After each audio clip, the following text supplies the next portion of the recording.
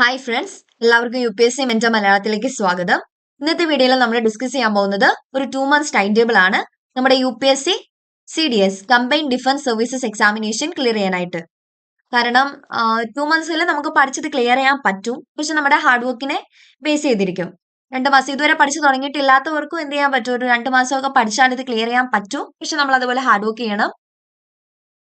അതുപോലെ എന്തുണ്ടാവണം, കയ്യിൽ നോട്ട്സ് ഒക്കെ ഉണ്ടാവണം. പിന്നെ നമുക്ക് നോട്ട്സ് പ്രിപ്പയർ ചെയ്യാനുള്ള ആയിട്ടുള്ള ടൈമൊന്നും ഇല്ല.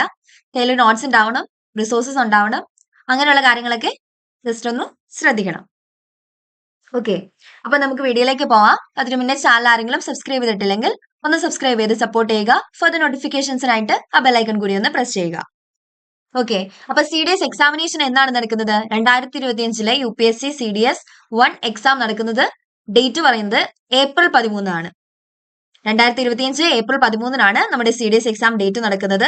അതുവരെയുള്ള ദിവസങ്ങൾ എന്ന് പറയുമ്പോൾ നമുക്ക് ഫെബ്രുവരിയിൽ 28 ദിവസമുണ്ട്, മാർച്ചിൽ 31 ദിവസമുണ്ട്, ഏപ്രിലിൽ 12 ദിവസമുണ്ട്. ഓക്കെ, അപ്പൊ നമുക്ക് പഠിക്കാനായിട്ട് 2 മാസത്തിൽ കൂടുതൽ സമയമുണ്ട്. 2 മാസം നമ്മൾ പഠിക്കും, ബാക്കിയുള്ള സമയം എന്ത് ചെയ്യും, നമ്മൾ റിവിഷൻ നടത്തും. ഓക്കെ, നമുക്ക് പഠിക്കേണ്ട സബ്ജക്ട്സ് ഏതൊക്കെയാണ്? CDSൽ വരുന്ന സബ്ജക്ട്സ് എന്ന് പറയുന്നത് English, history, geography, polity, economy, maths, defence, GK, പിന്നെ general science and practical science ആണ്. അത് നമുക്ക് കെമിസ്ട്രി, ഫിസിക്സ്, ബയോളജി എന്ന് പറഞ്ഞിട്ട് എടുക്കാം. ഓക്കെ, അപ്പൊ സബ്ജക്ട്സ് ഏതൊക്കെയാണ്? ഇംഗ്ലീഷ് ഉണ്ട്, ഹിസ്റ്ററി, അതുപോലെ തന്നെ geography, polity, economy, maths, defence, GK and science. Science ഏതൊക്കെയാണ്? Chemistry, physics and biology. ഇതിൽ നമ്മൾ ഡെയിലി പഠിക്കേണ്ട സബ്ജക്ട്സ് ഏതൊക്കെയാണ്? മാത്സ് പഠിക്കണം, ഇംഗ്ലീഷ് പഠിക്കണം, അതുപോലെ തന്നെ എന്ത് ചെയ്യണം, ഡെയിലി കറണ്ട് അഫയേഴ്സും നമ്മൾ പഠിക്കണം. ജസ്റ്റ് ഏതെങ്കിലും ഒരു ന്യൂസ് പേപ്പർ, ഒരു നല്ല ന്യൂസ് പേപ്പർ വായിച്ചാൽ മതി. ഇപ്പൊ ഹിന്ദു, ഇന്ത്യൻ എക്സ്പ്രസോ അല്ലെങ്കിൽ ഏതോ ആയിക്കോട്ടെ, ഒരു നല്ല ന്യൂസ് പേപ്പർ വായിക്കുക. പൊളിറ്റിക്സ് അങ്ങനെയുള്ള കാര്യങ്ങളൊന്നും നോക്കണ്ട. നമ്മുടെ എക്സാമിന് വേണ്ടിയിട്ടുള്ള ടോപ്പിക്സ് മാത്രം ന്യൂസിൽ കവർ ചെയ്താൽ മതി. ഓക്കെ, അപ്പൊ ഏതൊക്കെയാണ്? ഡെയിലി എന്താണ് പഠിക്കേണ്ടത്? മാത്സ് പഠിക്കണം, ഇംഗ്ലീഷ് പഠിക്കണം, അതുപോലെ തന്നെ കറണ്ട് അഫയേഴ്സും ഡെയിലി നോക്കണം. പിന്നെ ഉള്ളതാണ് ഓരോ സബ്ജക്ട്സിന് ഡേയ്സ് നമ്മൾ ഡിവൈഡ് ചെയ്തിട്ടുണ്ട്. അപ്പൊ ഇതിൽ എന്ത് ചെയ്യുക എന്ന് വെച്ചാൽ, ഇപ്പൊ ഒരു എക്കണോമി ബാക്ക്ഗ്രൗണ്ടിൽ നിന്നൊക്കെ വന്ന ആൾക്ക് എന്ത് ചെയ്യണ്ട, ഇപ്പം ഡിഗ്രി എക്കണോമിക്സ് ആണ് പഠിച്ചതെങ്കിൽ അവർക്ക് 6 ദിവസം എക്കണോമിക്സ് പഠിക്കാനായിട്ട് വേണ്ടി വരില്ല. സോ അങ്ങനെ എന്ത് ചെയ്യുക, നിങ്ങളുടേതായ ഒരു ചേഞ്ചസ് വരുത്തുക.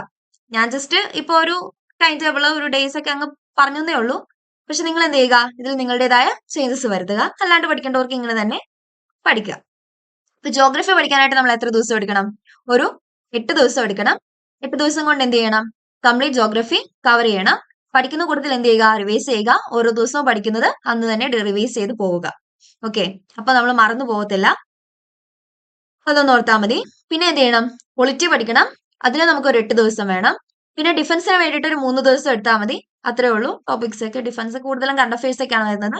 സോ അത് കവറായി പോകാനായിട്ട് ഒരു 3 days മതി. പിന്നെ എക്കണോമി പഠിക്കാനായിട്ട് ഒരു 6 days വേണം. ഹിസ്റ്ററി പഠിക്കാനായിട്ട് ഒരു 9 days. പിന്നെ GK പഠിക്കാനായിട്ട് ഒരു 4 days. ഓക്കെ, ഇപ്പൊ ജോഗ്രഫി പഠിക്കാനായിട്ട് എത്ര ദിവസമാണ് വേണ്ടത്? 8 days. പൊളിറ്റി പഠിക്കാനായിട്ട് സെയിം 8 days. പിന്നെ ഡിഫൻസിന് വേണ്ടിയിട്ട് ഒരു 3 days മാറ്റി വെക്കണം. എക്കണോമിക്ക് വേണ്ടിയിട്ട് ഒരു 6 days. ഹിസ്റ്ററിക്ക് വേണ്ടിയിട്ട് 9 days. ഹിസ്റ്ററിയിൽ ആൻഷ്യൻ, മെഡീവൽ, മോഡേൺ വരുന്നുണ്ട്, അതുകൊണ്ടാണ് 9 days പറയുന്നത്. നമുക്ക് 3 എണ്ണം പഠിക്കാനുണ്ടല്ലോ ഹിസ്റ്ററിയിൽ. അതുമല്ല, വേൾഡ് ഹിസ്റ്ററി വരുന്നുണ്ട്, 4 എണ്ണം പഠിക്കാനുണ്ട്, അതുകൊണ്ടാണ് 9 days ഹിസ്റ്ററിയിൽ വന്നേക്കുന്നത്. പിന്നെ GKക്ക് വേണ്ടിയിട്ട് ഒരു 4 days. പിന്നെ ബയോളജി, കെമിസ്ട്രി, ഫിസിക്സ്, നമ്മുടെ സയൻസ് പഠിക്കാനായിട്ട് ടോട്ടൽ എത്ര ദിവസം എടുക്കുക? 21 ദിവസം എടുക്കുക. ഇതിൽ ബയോളജി ഒരു 5 ദിവസം കൊണ്ട് പഠിച്ചു തീർക്കുക. കെമിസ്ട്രി പഠിക്കാനായിട്ട് ഒരു 10 ദിവസം എടുക്കുക. ഫിസിക്സ് പഠിക്കാനായിട്ട് ഒരു 6 ദിവസം. പിന്നെ ഉള്ള ഏപ്രിൽ എന്ന് പറയുന്നത്, ഏപ്രിൽ 13 തീയതിയാണ് പരീക്ഷ. നമുക്ക് 1 തൊട്ട് 12 വരെ ദിവസങ്ങൾ ഫ്രീ ആണ്. ഏപ്രിൽ 1 തൊട്ട് 11 വരെ എന്ത് ചെയ്യുക, ഈ പഠിച്ച എല്ലാ കാര്യങ്ങളും റിവിഷൻ ചെയ്യുക. നല്ല രീതിക്ക് അതിനു മുന്നേ പഠിച്ചു തീർക്കുക. ഡെയിലി റിവിഷൻ നടത്തുക.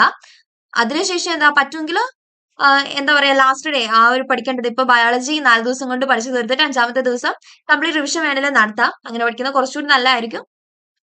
ഡെയിലി റിവിഷൻ നടത്തിയാലും മതി. ഓക്കെ, അതൊക്കെ നിങ്ങളുടെ ഇഷ്ടം പോലെ ചെയ്യുക. പിന്നെ എന്ത് ചെയ്യുക, ഏപ്രിൽ 1 തൊട്ട് 11 തീയതി വരെ എന്ത് ചെയ്യുക, റിവിഷൻ തന്നെ നടത്തുക. 12 തീയതി നമ്മൾ കൂടുതൽ ഒത്തിരി പഠിക്കാതിരിക്കുന്നത് തന്നെയാണ് നല്ലത്.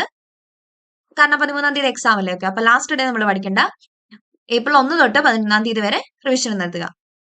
സോ പിന്നെന്താ പറയേണ്ട, മറന്നു പോകാതിരിക്കേണ്ട ഒരു കാര്യം എന്ന് പറയുന്നത്, നോട്ട്സ് ഉണ്ടാവണം, റിസോഴ്സസ് ഒക്കെ എന്ത് ചെയ്യണം, കയ്യിലുണ്ടാവണം. കാരണം നമുക്ക് ഇനിയൊരു ടൈം നമുക്ക് നോട്ട്സ് പ്രിപ്പയർ ചെയ്യാനായിട്ടുള്ള ടൈമില്ല.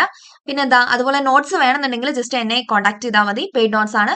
പക്ഷെ എന്താണ് വളരെ അഫോർഡബിൾ ആയിട്ടുള്ള റേറ്റിലാണ് കൊടുത്തിരിക്കുന്നത്. ഇപ്പൊ സീരീസ് 1 അല്ല സീരീസ് 2 ആണ് എഴുതുന്നതെങ്കിൽ പോലും ബുക്സ് ഒക്കെ വാങ്ങണ്ടെന്നുണ്ടെങ്കിൽ എന്ത് ചെയ്യുക, ജസ്റ്റ് എനിക്ക് മെസ്സേജ് ചെയ്യുക. ഞാൻ നോട്ട്സ് തരുന്നതാണ്. ഞാൻ എന്റെ ഇൻസ്റ്റാഗ്രാം വഴിയും അതുപോലെ തന്നെ വാട്സപ്പ് ഗ്രൂപ്പിന്റെ ലിങ്കും ഡിസ്ക്രിപ്ഷനിലും കമന്റ് ബോക്സിലും കൊടുത്തേക്കാം. സോ എനിക്ക് എന്ത് ചെയ്യുക, നോട്ട്സ് വേണ്ടവർ എനിക്ക് മെസ്സേജ് ചെയ്യുക. അല്ലാതെ നോട്ട്സ് കയ്യിലുള്ളവർ അങ്ങനെ പഠിച്ചു പോവുക. എന്താണേലും നല്ല രീതിക്ക് പഠിക്കുക. 2 മന്ത്സും ഒരു 2 മാസം കൊണ്ടും എന്ത് ചെയ്യാൻ പറ്റും, നമുക്ക് പഠിച്ച് ഈ എക്സാം ക്ലിയർ ചെയ്യാൻ പറ്റുന്നതാണ്. പക്ഷെ നമ്മുടെ ഹാർഡ് വർക്കിനെ ബേസ് ചെയ്തിരിക്കും. നല്ല രീതിക്ക് ഹാർഡ് വർക്ക് ചെയ്യുക. നല്ല കുറച്ച് അവേഴ്സ് കൂടുതൽ എന്ത് ചെയ്യുക, ഇരുന്ന് പഠിക്കുക. അങ്ങനെ ആ ഒരു രീതിയിൽ പഠിച്ചാൽ എന്ത് ചെയ്യാൻ പറ്റും, നമുക്ക് എക്സാം ക്ലിയർ ചെയ്യാനായിട്ട് പറ്റും. സോ അപ്പം ഇത്രയേ ഉള്ളൂ. നിങ്ങളുടേതായ ചേഞ്ചസ് വരുത്തിയിട്ട് നല്ല രീതിക്ക് പഠിക്കുക. Okay, thank you.